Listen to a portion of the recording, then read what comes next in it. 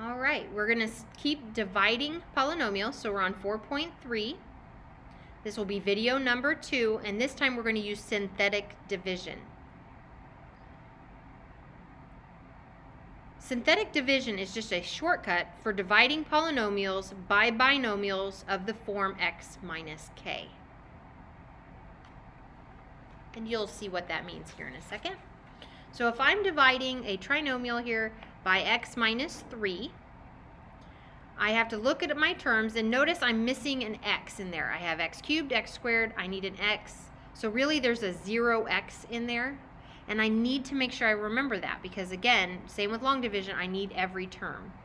Okay, and I have an x minus 3. So when I write this for synthetic division, when things are grouped with x, we use the opposite sign. So I'm going to use 3. And then I write the coefficients of each of my terms. So -1, 4, then 0, and then 9. Okay, remember it has to be in standard form, so you do the coefficients counting down by degree.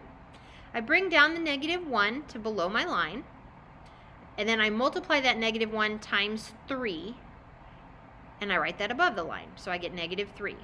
I add that with the number above it, so 4 plus -3 is 1. 1 times 3 is 3. 3 plus 0 is 3. 3 times the 3 is 9. And then 9 plus 9 is 18. Now that number on the end, I'm drawing a little line here to show you that this is the remainder. Then to the left of it I have the constant, and then to the left of that I have x, and then left of that I have x squared, okay? And so my answer will be a -x squared plus x plus 3 plus 18 divided by x minus 3. Remember, our remainder always has to be over what we're dividing by. And the numbers I found are all of the coefficients. All right, so for number 5, again, I think you have a typo. That's supposed to be x cubed there. It is on my sheet, but on your paper it might say x squared or 3x squared.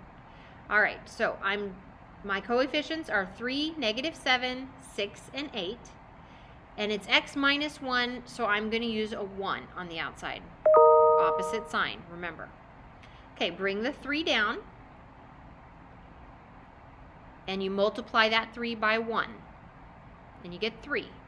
Add it to the -7 above it, and you get -4. Take that, multiply by 1, you get -4. Add it to 6, you get 2. 2 times 1 is 2. Add them together, you get 10.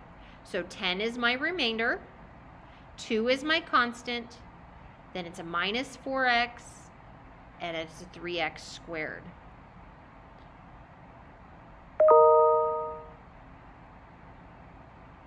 And you always have one less power than you started with. So I started with x cubed, so I'm going to end with an x squared. So 3x squared minus 4x plus 2 plus 10 divided by x minus 1.